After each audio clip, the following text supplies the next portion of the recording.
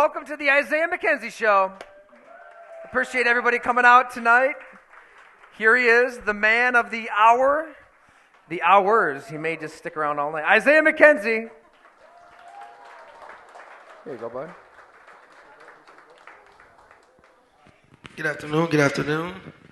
And thanks again, everybody, for coming out tonight. As always, we'll tell some lies here for a while, then open it up and see what everybody else has for Isaiah. And people have a lot to say about Isaiah McKenzie all the time. Damn, it's loud.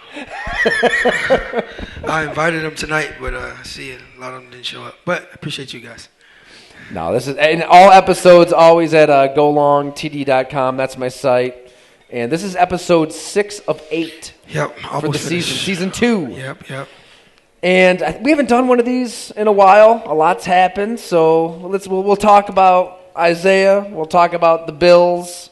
We'll touch on your upbringing. Who knows where this goes? We never really know. But let's start a couple weeks back because I think people maybe have a little amnesia when it comes to the value of Isaiah McKenzie. But Thanksgiving, the Detroit Lions game, let's start there. 9 catches for 96 yards and a touchdown? It was 6 catches for 96 yards. Makes it 6? better. Yeah, 6. I have it written down, too. Maybe I'm seeing things upside down. 6 for 96. Yeah, it was a pretty good day. I actually got the ball that time, so. Yeah, that was good, right? Yeah. Good part of the offense? Yeah, it was good. It was fun. What's it like playing on Thanksgiving Day? It's pretty cool. You know what I'm saying? Being one of the only games, one of the 3 games on TV, and winning every single one of them, so that's pretty fun. But I never eat the turkey because it's not good. So that turkey on Thanksgiving is not good from the NFL. No. Oh, the turkey that they give at the end of the game. But they just give it to a few players, or does everybody? So they give it to So that's another thing. They give it to the player of the game, right? So I was confused. Right, I was a little confused on that one, but I didn't want the turkey anyway, so it's like, yeah. Okay. But Josh Allen said it was better than the Dallas game, and the CBS turkey tastes a little better than the Fox turkey. He said. I wouldn't know. So maybe you missed out. Yeah, I missed out. Yeah. But this is just an interesting time for the Bills because there's like 2 ways to look at where the offense is right now. It's You're winning, which maybe it ends there. Yeah. You're winning games. It's hard to win in the NFL. Yeah. You collect your wins and you make no apologies. But I think the manner in which you guys are winning has people like a little uneasy, might be a little strong, but questioning like where this offense is at. I seen this thing where it said around this time we were 7-6 last year, and now we're 10-3, and no one's happy. It's crazy. That's true. The bottom line is the bottom line. There we go. Right. Because I'm torn on it, though. Because, if you played Joe Burrow and the Bengals right now, Mahomes and the Chiefs right now, their offenses are rolling. Yeah. But you're not playing them right now. You can only play who's on your schedule. True. So is there something to just earning a gritty win when the weather is what it was the other day, and it's windy, it's sloppy, it's the wintry mix? Is there something to that kind of win? Because to be honest, yeah and no. I mean, we could have played better, but the conditions are like, hey, we throw the ball a ton. You know what I'm saying? We rarely run the ball. So for us, throwing the ball, it was a little different, a little difficult for Josh, and he was saying that, but like nobody cares. So you just want to win, right? So we just went out there and won the game the best way we could, So a win like that, it's like, yeah. But the Jets were good. They are a good team. Yeah. They had a good defense, and you can tell from the first time, no weather, they had a good defense. Their offense, pretty young, but they're getting there. But they're a pretty good team, so they'll be good for years to come. But a win's a win, no matter what the weather is, no matter how we play, the win's a win. So I tend to agree. Like you don't make apologies for winning in pro football. You can't. Look at every team's going to go through ups and downs in the season. Miami Dolphins are going through their stuff right now, where Tua, Tyreek Hill, they're just lighting teams up, and exactly their offense is in a funk. and they're not winning. Like your offense is in a funk, and we're winning, and you're winning. It's fine. You're saying we can, because we know we can play better. Because at the beginning of the season, we looked like a juggernaut. You know, we was beating people. We scoring 30+ points, blowing people out, and then we hit a point. We hit a wall. We lost some games, and then now we're trying to get back on track. We're winning games, but it's not like in the fashion we wanted to win in. But we're winning them, and we know that we just got to keep building off that and get back to where we were in the beginning of the season, which I prefer to do that than hit a wall at the end of the season and then going into the playoffs trying to find your way, trying to find a way to win in the playoffs. So I feel like now it's the best time to find a way to win, and then we get in the playoffs. We just full steam ahead. These are the wins that put hair on your chest, aren't they? Isaiah? Yeah.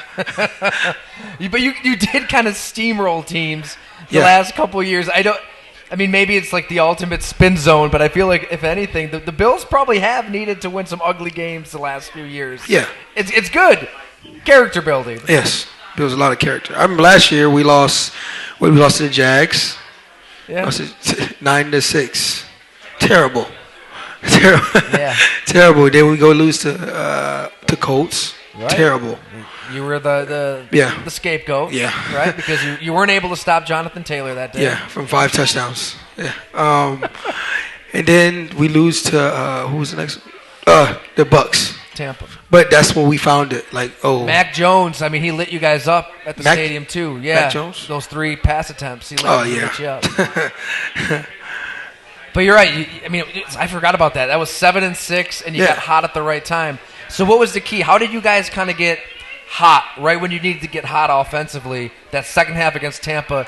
And how do you find that right now in 2022? I just feel like during the season, you don't know what you're going to be in camp or in the off season, or if you sign someone, like, you don't know how that's going to play out.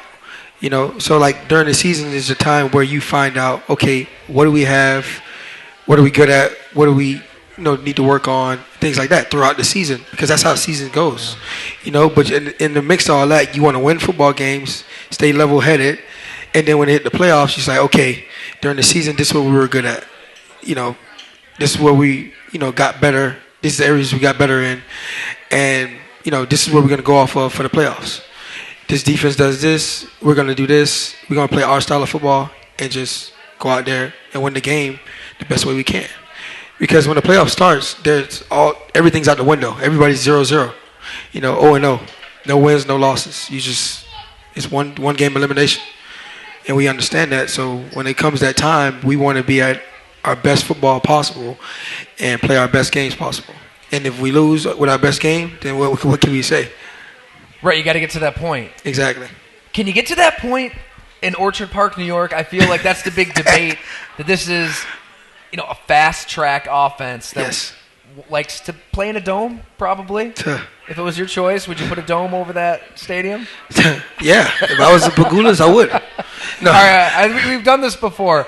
Do the fans here prefer outdoor or dome? For outdoor, wintry conditions. Before you say... think about this. You have a $250 million quarterback that loves to throw the ball. But your $250 million quarterback also has a strong enough arm, when he doesn't have UCL stuff going on, who knows really what's up at the elbow, to cut it through the wind, to cut it through the conditions. Yep. When can Tua just walk into a lake effect storm and win? We're going to find out Saturday. True. So there is a strength to that. There is a strength to that. You know what I'm saying? Yeah. All right. Outdoor stadium, cold, wind, snow. It's all the women. Yeah, they're tough. They're tough. Unlike all the soft men out there. All right, who's really soft and prefers football to be in a dome? Well, he threw the word soft in there, so like. It's a biased questionnaire. The thing is, for me, I get it. It is an advantage, and I'm fine with it. You know what I'm saying? No matter whatever people say, I'm fine with playing outside. I don't care. But it's just like when things like this happen, like it rained, snow, rain, the whole game. and we throw the ball, and yes, Josh can cut it in the wind, but what if the wind takes the ball, or it slips off his hand, and then we got to worry about catching the ball from this gunslinger. So, so it's just like, it's, I don't know. It's just a little, you got to focus a little more, which you can't focus on. The main thing that's just like playing football. Yeah. I don't know, though. Football it's a violent game played by violent people. Mm-hmm. As the football gods intended. Lombardi, Hallis, Landry, Nagurski. They want it to be in the conditions, right? Yeah. I mean, that's fine. The mud. You know what? Don't even take care of the field. Just make it a big mud pit. Yeah. All right. What was it like out there Sunday then? Because it was the wintry mix. Yeah. Right? It was windy and a little windy, but wet. Yeah, it was mostly snow, wet. Rain. The field. So I'm not making excuses. Yeah. We're not letting you off the hook with excuses. No, it was like rain, snow, snow. It never really stopped, and the field was wet. You know what I'm saying? So you had to watch how you ran routes and all that stuff. So it's just like, and we were switching our gloves in and out because they were getting soaked. So like every time we touched the ground, it was getting soaked. So, but as we drive down the field, the ball was like soaked. But the first play, yeah, it'd be fine. But after that, the ball's hitting the ground, it's rolling everywhere. It's just, but we do wet ball drills in practice, and I tell you, the main person that hates it, Josh. He doesn't like the wet ball drill. Yeah, he hates it. Really? He hates it. How does it work then? Do you just have like a big bucket of ice water? So coach comes, I think we did a bucket of water before, but he started using the spray bottle. He'll spray the whole ball just with water, soak it, the whole bottle, just soak it, right? And then he said hike, and then he just throw the ball, and whatever happens. Well, I don't know. I mean, we were going to have a wet ball drill today. You put it out there. For those, hopefully people don't live on Twitter because Twitter's awful. It's a gross, disgusting place. But you did throw a tweet out today saying that we should just have a wet ball drill here at the show. Yeah. And I thought you were serious. I brought a football. You were kidding. John put the kibosh to it too. He doesn't want any injuries, so we're not doing the wet ball drill. Sorry for everybody who was looking forward to that. Unless you can find John and convince him and tell Isaiah we should, then I'm open to it. We got a football, so I don't know. How hard is it to catch a wet football? Oh, it's hard, especially with gloves on. It's like they take the gloves off. Yeah, good luck.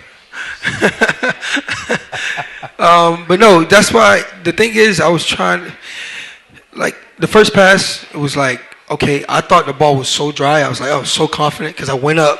I was like, oh, and then it hit my hands, and then as I was trying to bring it in, it was slipping. I was like, oh, and it got all the way down to my lap, and then he pushed me out of bounds, and I didn't know the ball was that wet, and so I'll go to the sideline. Okay, cool. So then the next catch, I just started catching it with my body.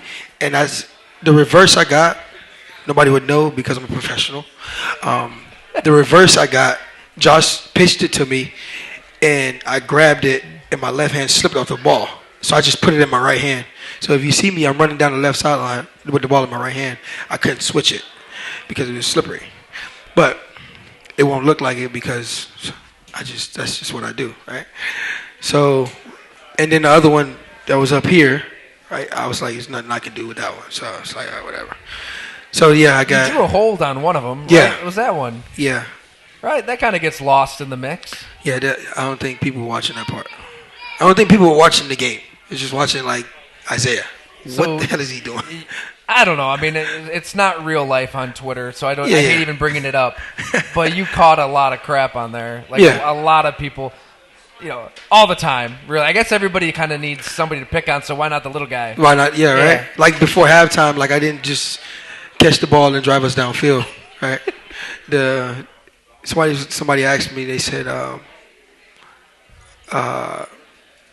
yeah, would you catch the ball? I was like, well, I'm the one that got it started. Like, who else was catching the ball besides me before halftime to get us, and then Dawson scored. I was like, oh, okay, cool. Does it bother you? I mean, does it bother you when you hear from people? No. No. It's funny. It seemed like there were some good replies there. Yeah. People giving you some unsolicited advice on how to catch the football. Exactly. Yeah. It's all good. It's just. Oh, and one guy said he's losing me a lot of money in my bets, and I was like, well, stop betting on me. It's like I don't even bet on myself. Easy fix. Don't bet on me. How about you just watch the game and enjoy and have fun? Right. I think gambling does kind of turn the thermometer up a little bit on there. Yeah. Yeah. But the good thing is, the NFL, they're sponsored by DraftKings and they're throwing it all out there. But they do tell you there's a hotline to call if you have a problem. So that's nice. it's just so hypocritical as always. But yeah, I don't know. Like, you don't care what people think about you. No. But it is interesting that scapegoats are needed, people to blame are needed. Oh yeah. And right now it's kind of, I don't know. I get the sense though that everybody's just kind of wondering why the offense is in a little bit of a funk right now and trying to piece that together. I think for the most part it's just I don't know. Everybody. I mean, we're doing what we can. We're doing like during the week. We're like okay, like every week we're like we got the plays. We're practicing hard. We're doing well. Bam. The week is well. The sun is out. Yeah. Everything's fine. And then Sunday comes and it's like it's raining. We got to change the game plan. We got to run different, catch the ball different. It's like those. Say I play a little role. You know what I'm saying? When during the week you're like, I'm feeling good. And then you get out there and it's a snowstorm, and you got to adjust the offense. You got to call certain plays a different way, catch the ball a different, throw the ball a different way. It's different. You know what I'm saying? And I feel like besides that game, other games before that, when it was just nice outside and we weren't playing too well, it was just everybody going through their bumps and bruises. Like Josh, he went to a extent where he was throwing 2 interceptions a game, and it was like, okay, well, he's in the funk right now. But it's not like he can't get out of it. You know what he's capable of.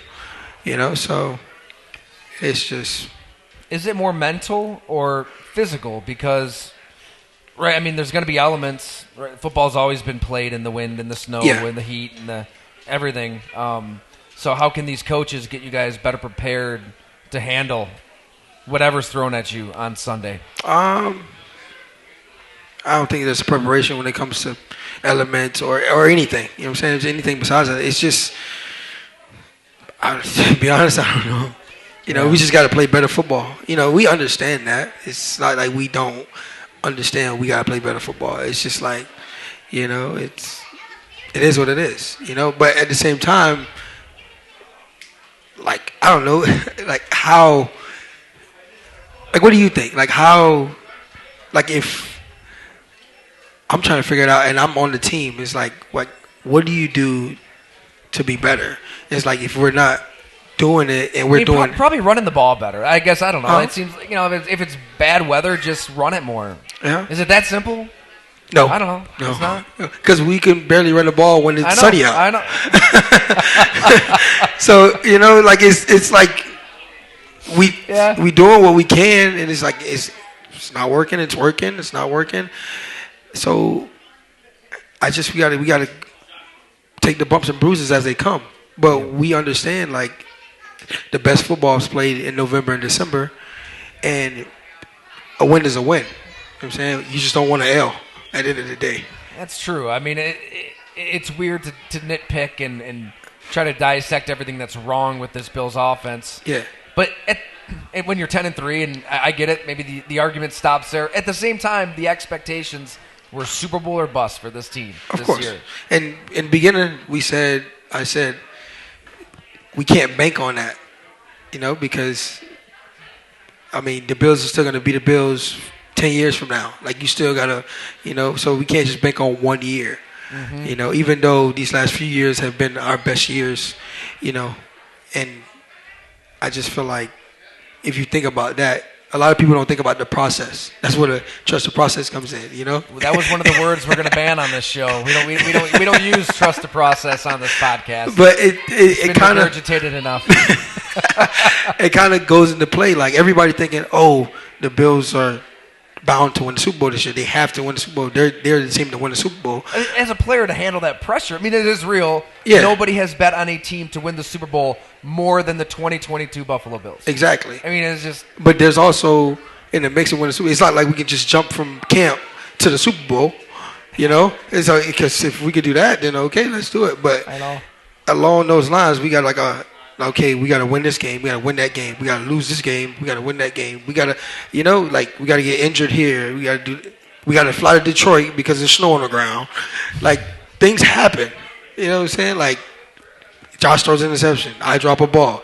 Didn't score a touchdown. Like, it's going to happen. Yeah. Like, it's just, but when we get, let's say, yes, if God's willing, we go to the Super Bowl, then all that's out the window then. You know? So, but that's life in general. You know what I'm saying? If something good happens and something bad happens, the good of, depending on how good the good is, the bad doesn't really matter anymore. And you would still prefer home field advantage, even though the elements can kind of throw this offense off? Maybe not. Maybe a neutral site. Maybe pop over to the Carrier Dome. I was like, you know what? Miami can have the number 2 seed. I was like, you want Miami? Maybe you concede Saturday. I say, you know what? A couple weeks ago, I was like, you know what? It wouldn't be a bad thing if Miami had the number 2 seed. You know, go down there, have a good time. All these fans are looking at you like, Isaiah, what are you saying right now? We want to go to a playoff game. No, but I would love the playoffs to be here. You know what I'm saying? It's an advantage for us. You know, like, no matter what the conditions are, it is an advantage for us because nobody, like the Dolphins this week, they don't want to come up here. There's no way. Yeah. The Miami has to come to Orchard Park now. Exactly. They're sick. They lost last night. They're going to come up here. And don't get me wrong, they got a fast team. Yeah. But I don't think I don't think you want to, everybody's going to be running the same speed when it's 20 degrees outside. So, good luck. So, all right, hey, put them on blast here. That's what the show's for. No, they're a good team. They're fast. Here come the cliche. No, they're great. No, but they are good. Tua has been proving a lot of people wrong, so it's just like you got to take that. All right, so when you played in Miami, obviously they make the visiting team stare into the surface of the sun. Mm-hmm. And it's like that for everybody. You guys were dropping like flies. I loved it. You loved it? Yeah, because I was getting the ball, and I was the only one available. That's right. Everybody's hooked up to IVs. Everybody else was hooked up. I was like, hey, you got to come to me. Hey. And it was but you know, it was hard. It was hard down there. Diggs was going in and out of the game. Gabe stayed in the game the whole time, which was pretty impressive. Yeah. But I got out, go get an IV, came back in. You know what I'm saying? But I was going to say, you did go down at one point. Yeah, I had to get an IV because I was cramping up. But other than that, I was fine, running around, having a good time. All right, so if that's their home field advantage, yeah, I don't know. I feel like if the lake effect snow hits on Saturday, Pat Hammer, friend of the program, listens. He's already calling for it. Lake effect storm. I heard it's like 7 inches of snow or something like that. So why don't you guys do something? If you need a home field advantage, like what? You know, my buddy Joe, he put out this idea on Twitter. I thought it made so much sense. Mm-hmm. If you're interested in winning the game, don't plow their sideline. Don't do it. Just have like 2 feet of snow, whatever it is. Hey, they want to plow their sideline, they can do it themselves. Maybe there's something you can do with the snow to work to your advantage. No heaters. No heaters. I think they'd bring their own heaters, maybe. Yeah, I think they'd bring their own. Yeah, because we bring maybe a red R back, or a Belichickian, they stop working. But I feel like magically. When it comes to, because let's say it like you can't do that. No heaters would be fine, right? But the snow is like you have to do the whole thing because like let's say if it rains in Miami, and let's say they drain the water on their side. It don't drain the water on our side. You know what I'm saying? Like, I'm all for it. But I don't think they would do that. It drains the whole field. Yeah. There's something you could do with the snow. Throw snowballs. I don't know. Yeah, you want to be in a dome though, right? That's what you want anyways. So. Who? I mean, it don't matter to me. But have you seen us in a dome? We're Yeah. unstoppable. I don't know. I think everybody who goes to these Bills games, they want the elements. Oh, I love the elements. I would say that what makes the elements awesome is the fans. You know, like that's like the fan base makes Buffalo what it is, and the elements play a part. But like the fans make. All right, let your role though. We didn't really touch on you the rest of the season. Yeah. So to get this offense back on track, I think there's got to be a weapon outside of Diggs that just starts striking fear. And you've done it. I mean, in Detroit, the Bills lose the game if you don't have that performance. How can that happen? How does somebody else other than Diggs step up and get this offense back on track? And how can that player be you? What do you see your role being? I would just say, for me, it's just get more involved. You know, and Diggs is always involved no matter what, you know, and that's totally fine. Like, we understand that he's the guy. You know, Gabe is the second guy, you know, that's understandable. You know, and for me, it's just like, okay, just give me more. Use me. I'm there. Use me. You know what I'm saying? Like yesterday was I got a reverse, I got a jet sweep, I got a couple passes and whatnot. But if you watch the film, I don't think a lot of people watch the film.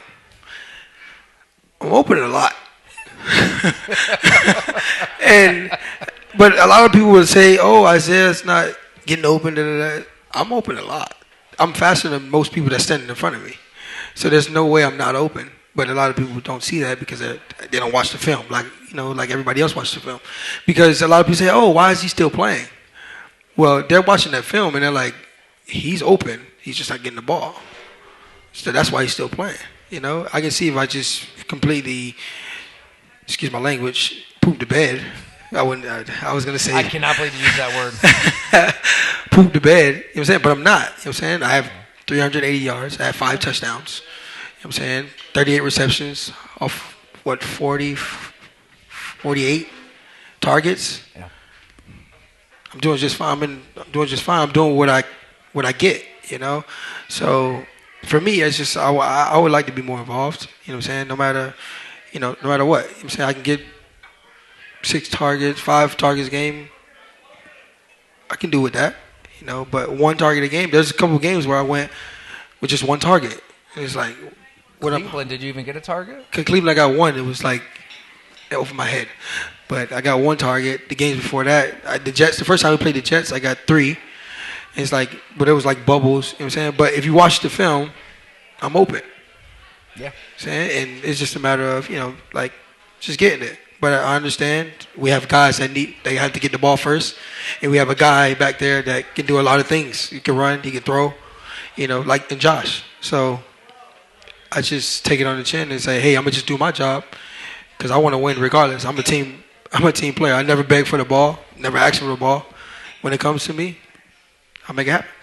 I feel like when this offense was really moving, clicking, going 100 miles an hour, Cole Beasley is obviously the slot receiver. Yeah. He's getting a ton of targets. Ton. It's almost like a basketball player, getting the short jumpers, getting the layups, getting to the foul line, getting into a rhythm. I mean, the short to intermediate passing game is basically a run game in 2022. And you need touches to kind of get into a flow, get into a rhythm. So this game before half, we got into the spread, and Josh was just throwing it to me in the slot. And that's when I had the 2 catches in the middle. And then it was like the last 2 minutes and then I drew the penalty. You know what I'm saying? Like plays like that is like, okay, that's what, like you said, what helps us out, like a short run game. But around this time, I think Cole Beasley had 86 targets around this time. I got 48. We got to fix that. I don't think it's getting fixed. Don't worry about it. It's not getting fixed. I just got to do what I can with the ball, and I don't mind that though. I don't mind. Yeah. You chose to return. To Buffalo. I chose. I chose to be here because we have a great team. No matter what the circumstances are, we're 10-3. We have a great team, and we're gonna get back on track. You know what I'm saying? And I feel like we're gonna peak at the right time. It sounds like you're kind of getting to a roundabout answer to the question of like how does this offense get back to where it should be? Feed Isaiah McKenzie, right? I think everybody here would agree. Like just get you going on those short passes, get you into the rhythm. I think that helps probably with confidence too. Yeah. You know, if you're that makes when you catch a bunch of the easy balls, maybe it makes the harder ones to catch come a little more smoothly. How does that work then? Like if you obviously want to get more involved. Yeah. We're talking about it here pretty openly. Do you go to Josh? Do you go to Ken Dorsey? Do you go to Sean? Maybe you go to Brandon Bean. I don't know. Like how do you make it happen behind the scenes? I just I tell my girlfriend. Tell them to listen to the podcast. And I tell my girlfriend, like, listen, and we watch the film. And I say, hey, I'm open right here. I'm open right here. I'm open right here. And I just tell her. And I just go to work the next day like, okay, I ain't telling. That's it. That's the only person I'm telling because, you know, because when you start doing stuff like that, you start asking and you start, hey, I want demanding things. It's like they start feeling some type of way, you know. And that's not just football in general. You can be anywhere. You start asking, and you start doing unusual things that you're not usually doing. Then they start looking at you different, you know. And I don't want to be looked at different. And for me, I've never begged for the ball, so it's not something I'm going to start doing. You just hope and pray that they start seeing it, you know. Right. I think this team is really big on body language behind the scenes, being a positive, not a negative when you walk through the door, all that kind of stuff. And you're a leader on the team. You've been here as long as anybody. So, you know, you can take Isaiah at his word. I will say this, though. I covered the team at the Buffalo News 2015, Rex Ryan's first year. It was the first time I even met Sammy Watkins. Shook his hand in the corner of the locker room. You told me this. Okay, I got you. Go ahead. I told you. Yeah. Sammy, I mean, he was honest. Yeah. He said, hey, the Bills, you're making yourselves look bad. You're making me look bad. 10 targets a game. Just give me the ball. What happened, Isaiah? Tyrod's chucking it up to Sammy Watkins. Deep, regularly. Statistically, that was the best season of his career. So I'm just saying, there is a benefit. It is. But I'm going to just be quiet. All right. Hey, before we open it up, I didn't ask you about Von Miller. How's he doing behind the scenes? Like that was. Von's always like a positive guy. You know, he has a little triangle. You know, the triangle in the back of his hair. Oh, yeah. So he's always been a positive guy. You know, he had a couple of Super Bowls under his belt. I was with him in Denver. Like, he's gonna be fine. You know, I don't know how long he's gonna be out. I don't know about everything about that, but like for the most part, he's gonna be he's up and well. You know, he's supporting us and everything like that. So. Yeah, financially he'll be okay. Yeah. he'll survive. Vacation. You know what though? I mean, he was really signed as the player to get you guys over the top. Yeah. And we saw it against Kansas City. I mean, he just shut the door those last 3 Chief drives. Honestly, I was kind of surprised at how good he was in the regular season. I'm thinking like just get him through the regular season, like we were saying earlier, like simulate to the playoffs. Can't do that now, but man, his impact on the defense was massive. But I guess, you know, Greg Rousseau, the whole Epinesa, Matt Milano, poor Mike White. He had to go to the hospital here, right? That poor bastard. Yeah, but I think the guys, Greg, AJ, Boogie, and all those guys, Shaq, they're gonna come together. You know, they're individual person, but as a unit, they can do it. You know, there's no lost faith in our D line, our defensive end, or our defense at all. You know, so you know they're just like the offense goes through their funks, the defense goes through their funks. Even as individuals, you know, it is what it is. You know. Do you think Rousseau's ready to be the scary edge rusher that Rex gained? Because that's what you need. I mean, he looks scary. Right? He's huge. He's 6'8", what, 7 foot, 6'8"? Yeah. He's got about 13, 14 inches on it. Yeah, but he has 7 sacks. I didn't know that he has 7 sacks. So I mean, he's doing what he needs to do. And I mean, eventually, like he's just gonna take over the game, and that's when you know, Greg Rousseau's coming to his own. I feel like right now he's doing that. You know, 7 sacks, 7 quiet sacks. Yeah. He was out for a couple of weeks with an ankle injury, but he's gonna come along. I mean, he has the size, he has the skill, he has the mindset. So you'll see it eventually. Man, what are you thinking when you're seeing their quarterback take those hits? I mean, to the ribs. Matt Milano just tagged him. Yeah, he's my left, favorite. He came back. If you're in that Jets locker, I'm thinking, give me this guy, not Zach Wilson. Yeah, well, Matt Milano is my favorite player on the team. So when he did that, I was like, I always thought he was awesome, like on the field. But when he did that, I was like, oof, this guy's deadly. But I know. But the thing is, he got hit the first time. He left. Joe Flacco came in. I didn't realize he came back in the game. And then he got hit again. That's when I realized I was like, Mike White's back out there after that first hit. And then the second one was like, oof. You gotta don't come back. But Yeah. I mean, I guess he tried to make it. I guess he was like, okay, I took this hit. I'm gonna come back, win the game, and be the man. Nah, take another one, sit out, chill out. You're not winning this one, buddy. What are you doing if you get harpooned in the rib cage? Well, and I don't know what was going on in there, but something was. I mean, his organs, in your entrails. Yeah, he's probably messed up. I mean, I took one to the head against the Ravens, so. You did, yeah. Yeah. You were lit up pretty good. Yeah. And you wanted to come back into that game. Yeah, but I couldn't move, so I don't know why I even thought about it. Yeah. Yeah. Let's open up to questions, but I didn't really get into this with you. Your tweet, was it a couple weeks ago, on how do I get a ride from Pittsburgh to Buffalo? What was that? Well, what did you say exactly? Yeah, it was like 1 o'clock in the morning. I needed a ride from. Well, we needed a ride from Pittsburgh because. Yeah, I was wondering, like at 1 a.m. in the morning. What are you doing? What's going on? No, I went home to Miami. Okay. And then we needed a flight back. Me and my girlfriend needed a flight back, and we chose this. It was like this flight was like 6:52. And it got delayed to overnight. And I had a meeting the next morning at 8:30 in the morning. So now I'm like, and I'm not in panic mode, but she is. But I was just like, all right, what can I do? So we were trying to figure out ways. We were trying to go to New York City, get from New York City to Buffalo. We couldn't do that. So we was like, oh, let's go to Rochester or Syracuse. Couldn't do that. So I was like, hey. And I thought about it. I was like, oh, Pittsburgh is about 2 hours away. It was 4 hours. I didn't know that. So we chose a flight at 7 o'clock. Was it 7 or 8? 8:20 to Pittsburgh. And we wouldn't get in until like 12. I think it was like 12 or 1. But in the mix of all that, right? Trusting the process, a little adversity, right? We got on the plane, and the plane was missing a piece. Right? So we're like, first of all, in my mind, I'm like, okay, I got 8:30 meeting. I want the plane to go up regardless. Right? But then I was like, what if I die and I don't make it to the meeting? So all this was going through my brain. Mine would throw a wrench into things. Yeah, like, coach, I was late because I'm dead. But it's just like, but like, I started thinking, I was like, would you still get punished, you think? Yeah.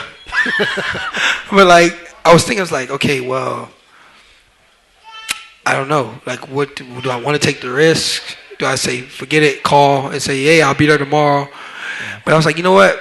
Forget it. The piece is gone. Whatever happens, happens, right?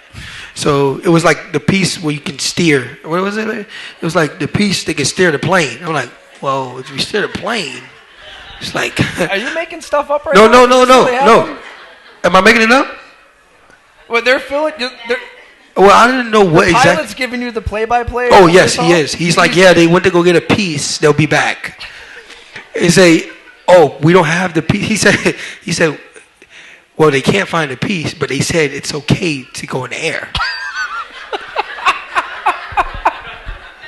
He said it was okay to go in the air. I was like, it's okay to go in the air. It's like, what? We all going to heaven. All going to heaven.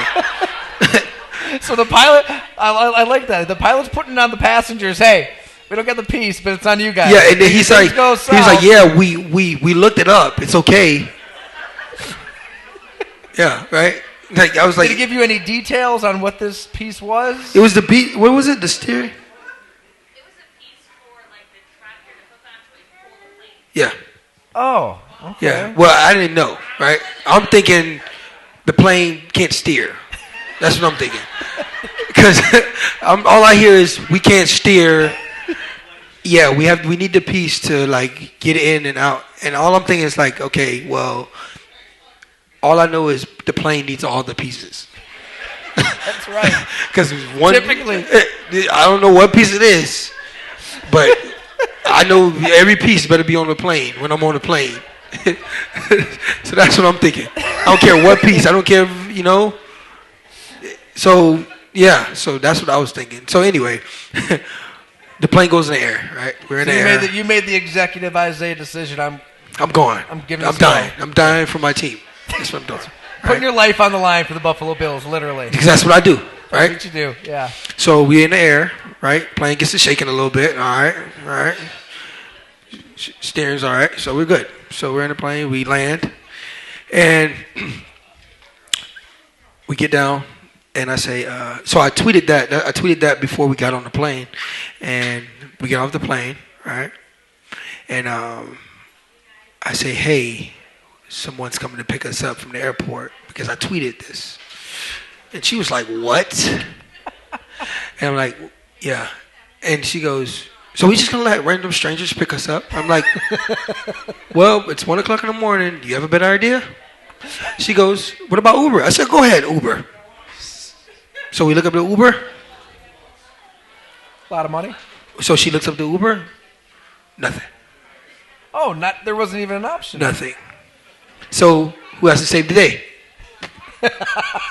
So I go on Twitter and say, hey, come pick us up because I'm sleepy. Did you get a ride? Yeah, we got a ride. Yeah. Oh, okay. And they drove us.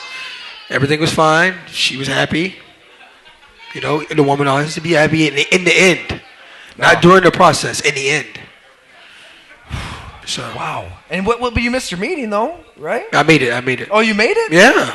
What time was the meeting? 8:30. We got home at 5. 5. So okay. So I took a little nap, woke up, went to meetings, worked out, came back home, and yeah. Unbelievable, man! Great story, Isaiah. Yeah. I wasn't expecting that. Give it up to Isaiah. That was great. Okay. Thanks, everybody. We got to get some questions going. John, you got a mic, right? I think we're ready. Let's do it. Awesome. So just raise your hand. Any question you want. Any question you want because nothing's off limits. Nothing's off limits. Nothing. All right. We got our first contestant. Hey, Isaiah. Last we talked in November, I asked you about your utilization. My humanization? Yeah. What? I was here in November. I asked you how you felt about your utilization. Oh, utilization. Got it. Yes. So to said follow up. immunization. Utilization. Utilization. Gotcha. Yes. So since then, obviously, as we've discussed, you've gotten more targets. Definitely some great plays going on Thanksgiving, as discussed as well. Do you feel your increase in opportunity is a result of more comfort on the field post-injury? Or is it a synchronicity between you and the offense that's leading to more targets? Just wanted to know a little bit of your thoughts on that. Is she like an analyst reporter? No, I just genuinely you're my favorite player. Yeah, I got you. Genuinely. Got you. No, okay, because you use a couple big words in there, and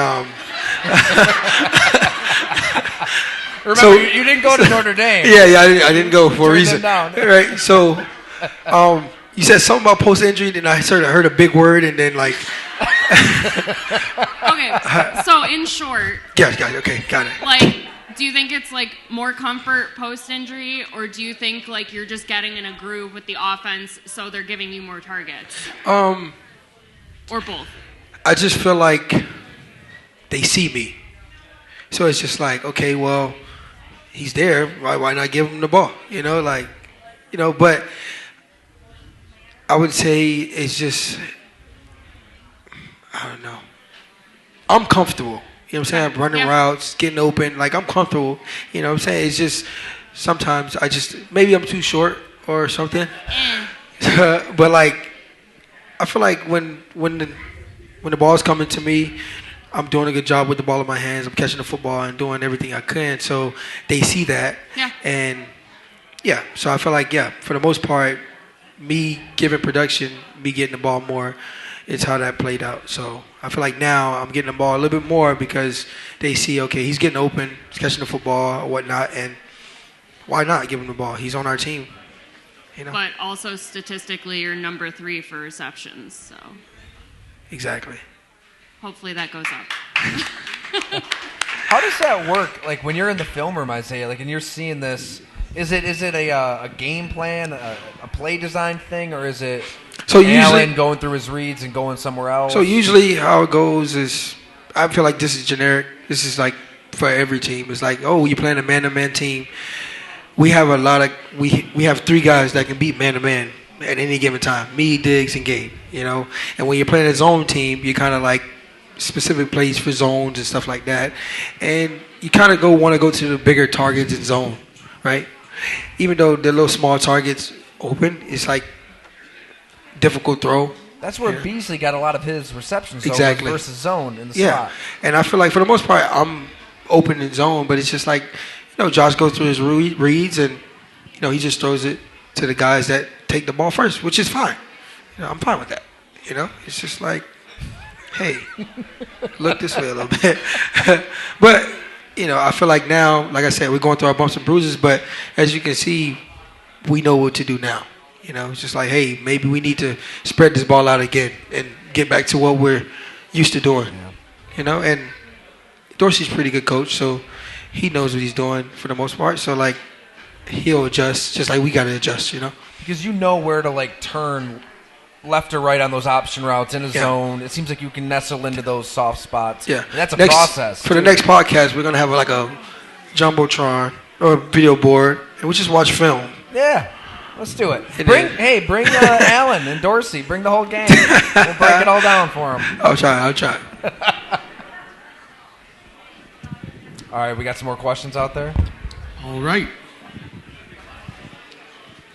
I just want to know, who do you think, or who do you want to win the World Cup? The World Cup. Well, I was going for Portugal. Not the U.S.? No, way. Not Poland for the home country. No, not me. Pretty defiant. Yeah. Is there a reason? Like you got a staunchly pro-American crowd here, so when the thing is like, that's not our thing. U.S. soccer is like, compared to like Brazil, Portugal, Argentina, that's what they do. Yeah, but don't you believe in American exceptionalism, that we should just be kicking everybody's butts and everything? I mean, that's what I want. I love it when we play those like Angola, when Michael Jordan and Charles Barkley, they're beating Angola by like 70. Now we're talking basketball. Any sport. I don't care what it is. You think the U.S. should win? Stomping on all these countries. Oh man. Well, I'm more of a realist here, right? So I love my country, but hey. So you didn't even really give them a chance. No. Okay. No. So you're thinking, we don't got a shot, I'm just gonna root for somebody else. Yeah. Are we still in it? No, we're done. No, we're not. When the last time U.S. went to the World Cup? I don't like soccer, so I didn't watch a second. I wasn't even watching either, but I know the U.S. wasn't in there, right? But if they did go, you know, to the finals or whatnot, because I don't watch the World Cup, so I don't know how it works. But if they made it to the end, I'd watch. But have they even made it that far? The women, awesome. Yeah. The men, It is funny when like a random Thursday night game between like the Rams and the Raiders, the ratings will be like double the World Cup. You know, everybody loves football in this country. Exactly. Football. If football had a USA, there should be a World Cup for American football. Exactly. Yeah, I would cheer for them. You know, just beat up on some of these other countries. Exactly. But when it comes to soccer, it's kind of hard. Like, Cristiano Ronaldo isn't. I don't even know where he's from, but he's not from here. So like, wherever team he's on, that's what I'm going. Yeah. Messi. So you are a fan of like European soccer. Kinda, but not really. But like, I know of those guys. You know, Mbappe, France. You know, like, I just know that the biggest, like, we have our big time football guys, like, you know, Patrick Mahomes, Tom Brady, Josh Allen. Like, we have those guys, and in other countries, they have those guys. So when it comes to soccer, they got it. All right, we hit our soccer quota for the podcast. I got to cut you off. That's enough. I believe Ronaldo's from Argentina. No, Portugal. Portugal. I think I said that, right? There you go. All right. We have more questions out there? Over here. I'm sure we do. Are you glad that you're not on the receiving end of Matt Milano's hit? Yeah. No, I don't. Me and Matt Milano don't get along, right? When we're practicing, because he tends to do that a lot, because that's just how he plays. But I love him, you know. But when he hits me in practice, we have a problem, you know. So, well, I have a problem with everybody, but him, I stay away from him. So when I'm doing drills, nah. But he's cool. Man, he's been great this year. He's awesome. He's been, since I've been here, he's been awesome. Yeah. I love him. So he'll hit you in practice, though? Oh, yeah. Like camp and all that. You got to watch that guy. Yeah.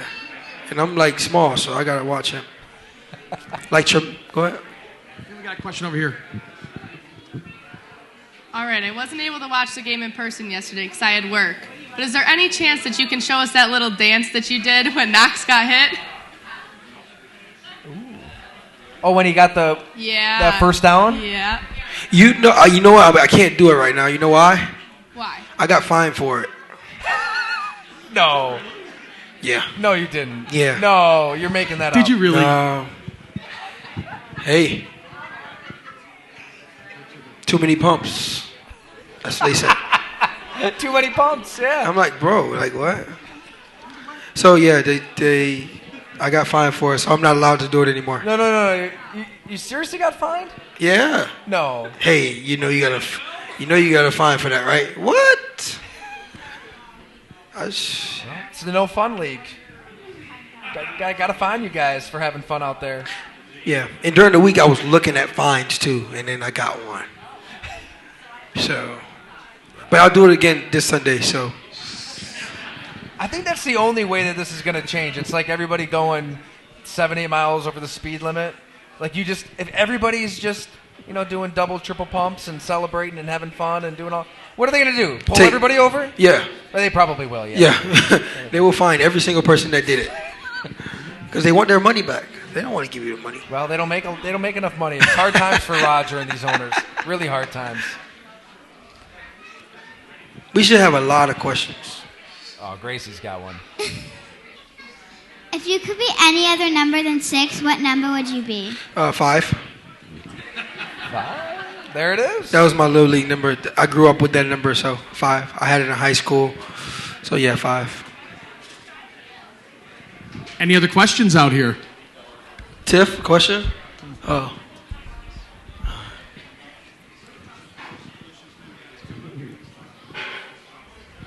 I have a 2-part question. Why do they call you Little Dirty? Is it because you don't shower after the games? You just get dressed and go? No. So I'm gonna make it a brief story because when I was in camp in 2019, instead of going to shower, I would go take a nap, and then I would go to meetings, and then they would ask me if I've showered, and I would tell them no, and I'll shower at the end of the night. So, yeah. So they started calling me Little Dirty because I didn't shower after practice. And the second part of the question. Do you plan on opening one of your restaurants here? That would be, well, I wouldn't mind, but I would be competing with. It depends on where the restaurant is in Western New York. But I mean, the person is pretty amazing here, as everybody knows. Here, and underrated chicken wings as well. I know Barbell gets all the love across the street. They got good wings here. I would tell you, if I came here, I'd have the best barbecue. Ooh, we should have a cook-off. Oh, that would be Let's do awesome. it. Well, wait. Before we talk about cook-off, I'm not making the food. I don't make the food. So, yeah, no, you're the face of the franchise. Just be the face of the barbecue. Yeah. So, but it's possible. It's just so hard to find people to work. Whoa. It must have been raining outside. I dropped that. You have him flustered. You have John flustered. He's on the ropes. But it's possible. But I mean, it's hard to find people to work. Hard to find people to trust. But it's possible. I mean, yeah. I mean, Is that a real concern? Like people just don't want to work? Can't get workers? Yeah. Yeah, that seems to be a theme. Yeah. Everybody wants to work from home. They're lazy. Yeah. I like it. Tell them, Isaiah. What? She works from home, so that's why So I gave her friend a hard time today. They just sat on the couch and worked. That's cool, right? Well, I gotta go get hit by 300-pound men. All right, is that it? Any more questions? We got one over here. All right. We can ask anything, financial statements, like whatever. Yeah. How big is a goof of Josh Allen? Say it again? How big of a goofball is Josh Allen? Yeah, he's a nerd. No, Josh is awesome. You know what I'm saying? We have that, like, I don't even know what you call it. The relationship, I don't know. But he's cool. Like, he quotes a lot of movies. And to be honest, like, I'm not really a movie guy, especially, like, Superbad and all the Will Ferrell movies. Like, he's into those things. But you haven't seen any of those? I watched Superbad the other night, but, like, all the other ones. What's the other ones? Like Wedding Crashers. What'd you say? All those white guy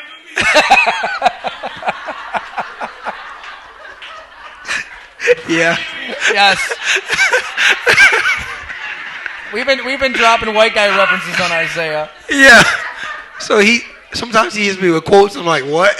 So like he hits me with like stuff from a movie scene, and I'm like, and he'd be like, you never seen it? I'm like, no, bro, I haven't. I don't even know what you're talking about.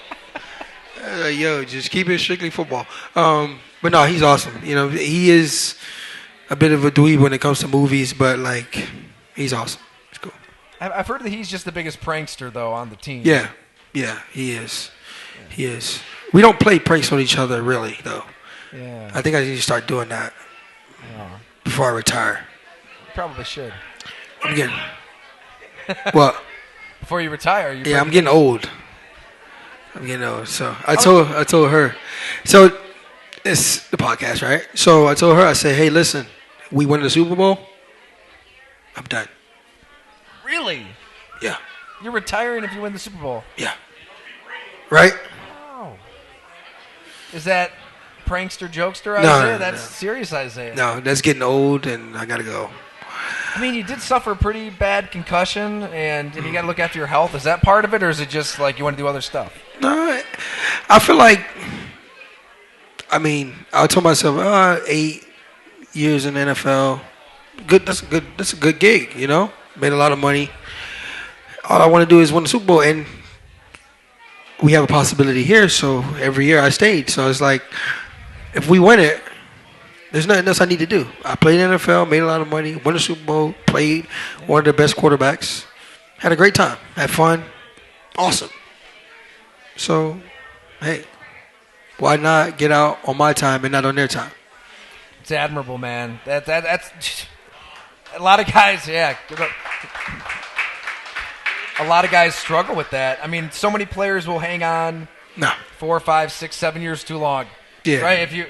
It's better to be on the other side of it, health-wise, sanity-wise, and it seems like you do kind of have life set up whenever you are done playing. Mm-hmm. Like you can find your reason to wake up in the morning outside of football, which is so hard for everybody. Yeah. I never thought I'd know what to do in life after football, but I kind of got it figured out. So, I'm fine. Isaiah also said on a previous show that if you win the Super Bowl, you'll have your first sip of alcohol ever. Yeah. Well, I told myself, I said, okay, don't do drugs, right? But I did say I was going to drink alcohol, do a couple drugs. Earmuffs, kids. Don't do drugs. But right, Advil, cover the pain. Hey, that's what we're talking here, yep. But I did say I was going to get twisted. Because it's my last time. You're going to retire. Might as well go out with a bang, right? In the hospital. Don't end up in the hospital, Isaiah. Don't. You know. I am a little worried for you. If you've never drank alcohol at all. Yeah, no. So if you win the Super Bowl and you're letting loose, at I'm letting it all out. I mean, you better. Your girlfriend, she better be keeping an eye on you. She's the babysitter. It's my turn. It's my turn. You know, you're Stephon Diggs' babysitter on the field. Maybe he should be your babysitter off the field when that moment arrives. You're going to need multiple babysitters. We're probably going to be together in the hospital. Yeah, that's true. Yeah. That's true. Yeah. All the more reason for the Bills to win the Super Bowl, right? Although I don't think anybody wants you to retire. They love the face of the franchise. Yeah. A little dirty in their lives. Yeah. I think I'm going to come to a couple games, hang out in the stands. Yeah. Wave the flag. Take your shirt off. Yeah. Fitzpatrick did it, so I'm going to do it. There you go. Yeah. All right. On that note, holy cow, Isaiah. That's some big news there. Thanks, everybody, for coming out. This has been great. Appreciate it.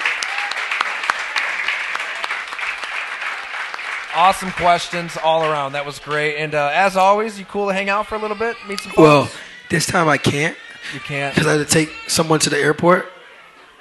What time is it? Yeah, we can stay. Well, I got approval to stay for a little bit. Right? So in the end, I guess the wife usually does run the show. Yeah, okay, there we go. Yeah, she wears the pants. Boom. What? What's wrong with that? Nothing's wrong with that. It's okay to let him wear the pants. Like I don't mind because the key is you gotta kind of know when to take your wins and losses, right? It's a give and take. It's a compromise. Yeah, I don't mind losing because it's like I'm probably. Let's keep doing the show. It'll be like a family marriage. We'll talk about life. Yeah. Yeah. All right. Well, Isaiah will hang out for a bit, and also again, I wrote the Blood and Guts: How Tight Ends Save Football. It was a hell of a lot of fun. Yeah, I read it. It. So Isaiah read it front to back, right? I'll be chilling too if you want to buy a book. So thanks everybody for coming out. Appreciate it.